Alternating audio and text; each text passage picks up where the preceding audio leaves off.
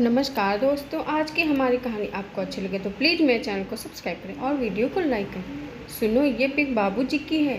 अम्मा के गुजर जाने के बाद उनका पुराने घर में मन नहीं लगता था, तो तुम उन्हें वृद्धाश्रम में छोड़ आए थे। ये तो कोई और जगह लग रही है। त्रिशा ने सोशल मीडिया पर देखी एक पिक मयंक को दिखाते हुए कहा, अब हमें क्या करना है? कहीं भी हो, वैसे तुम्हारी जानकारी के लिए बता दो, गांव वाला घर बेचकर उन्हें वृद्धाश्रम में छोड़कर आने का आइडिया तुम्हारा ही था। तुम ही बोली थी अम्मा के बाद अकेले उस घर में उनकी कैसे देखभाल हो पाएगी। सो हम उम्र लोगों के बीच रहेंगे तो अच्छा समय व्यतीत होगा, मयंक ने अपना पल्ला झाड़ते हुए कहा। त्रिशा के दिमाग में ये पता लगाने का फितूर घुस चुका था कि आखिर बाबूजी कर क्या रहे हैं। एक सामान्य से किसान थे, एकदम से ऐसा क्या किया उन्होंने जो सेलिब्रिटी की तरह उनके फोटो आ रहे हैं। त्रिशा ने उस संस्था के पेज को लाइक कर काफ़ी जानकारी एकत्रित कर ली। महेश जी ने हर पिता की तरह अपने बेटे के लिए बहुत सारे सपने देखे। खेती बाड़ी कर उन्होंने बेटे को पढ़ने शहर भेजा ताकि वो गांव के दूसरे बच्चों के लिए प्रेरणा बनकर आए।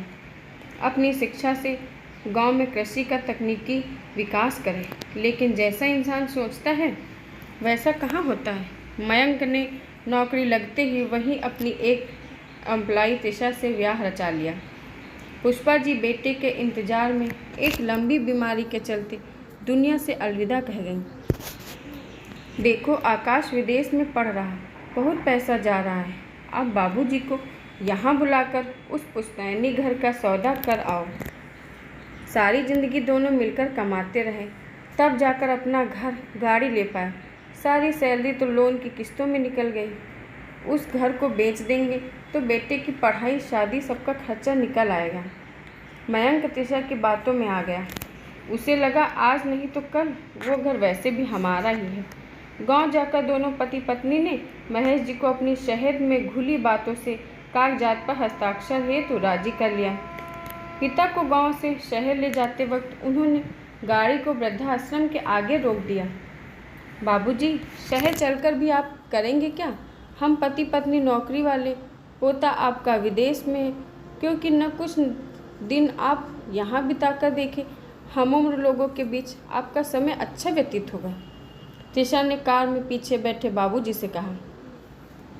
महेश जी को अपने बेटे बहू के मन में आए लालच का अंदाजा लग गया था। वो चुपचाप अपना सूटकेस लेकर गाड़ी से नीचे उतर गए। मैंने जीवन में अपने पिता से बहुत कुछ सीखा, पर बेटा, जो पाठ तूने सिखाया वो कभी नहीं भूलूंगा। अच्छा हुआ तेरी माँ तेरा ये रूप देखने से पहले दुनिया से चली गई। मयंक नज़रें उठाकर जाते पिता को देख तक नहीं पाया। त्रिशा ने गाड़ी स्टार्ट करने को कहा। दोनों शहर आ गए। महेश जी हिम्मत हारने वालों में से नहीं थे। वहाँ उन्हें अपने जैसे दर्द वाले कई और मिल गए।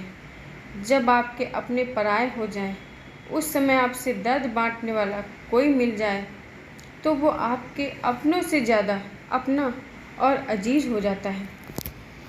महेश जी ने अपने सामाजिक और व्यावहारिक स्वभाव से सबका मन मोह लिया।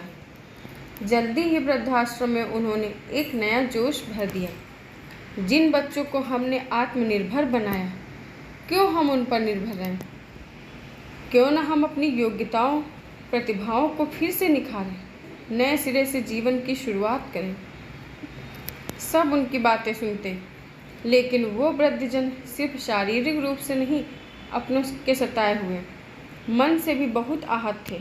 उनको महेश जी की बातें असंभव सी लगती। महेश जी ने अपनी कृषि की जानकारी का फ़ायदा उठा आश्रम की खाली पड़ी ज़मीन पर सब्जियां उगाना शुरू कर दिया। उस क्षेत्र में कृषि विज्ञान के पीएचडी कर रहे छात्रों ने वहां की मिट्टी और जलवायु के बारे में रिसर्च के लिए महेश जी की मदद चाहिए।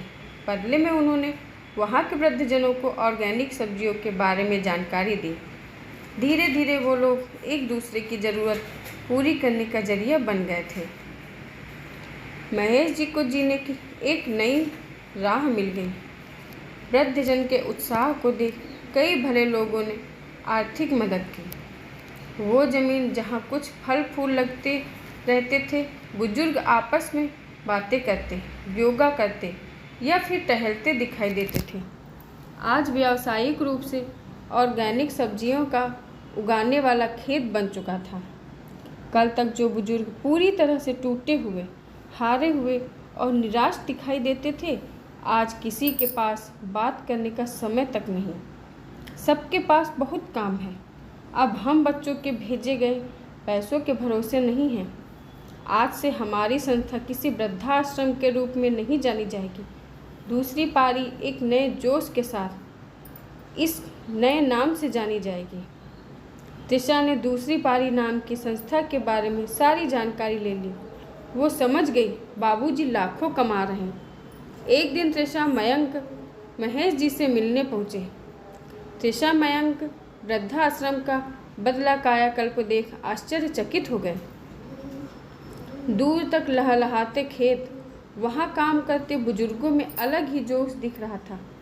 अपने बेटे बहू को देख कोई खास खुशी तो उन्हें हुई नहीं। वो अपने कमरे में चले गए। उनको जाता देख उनके एक दोस्त ने तंज कसते हुए त्रिशा मयंक से कहा, तुम लोग यहाँ? महेश जी ने तुम्हें शहर भेजा तो तुमने उसे बुढ़ापे में बेघर किया। तुम्हारा बेटा तो सीधा विदेश गया है, सो तुम लोग बुढ़ापे में पहले ही वृद्धाश्रम में अपना रजिस्ट्रेशन करवाने आ गए। सही कहते हैं, करनी भरनी यही है।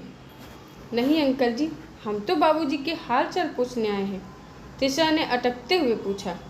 हाल चाल तो बेटी तुम्हें इंटरनेट और टीवी के ब्रेकिंग न्यूज़ से पता चल गया होगा। यूँ कहो महेश जी की दूसरी पारी की शोहरत तुम्हें यहाँ तक खींच कर लाई है।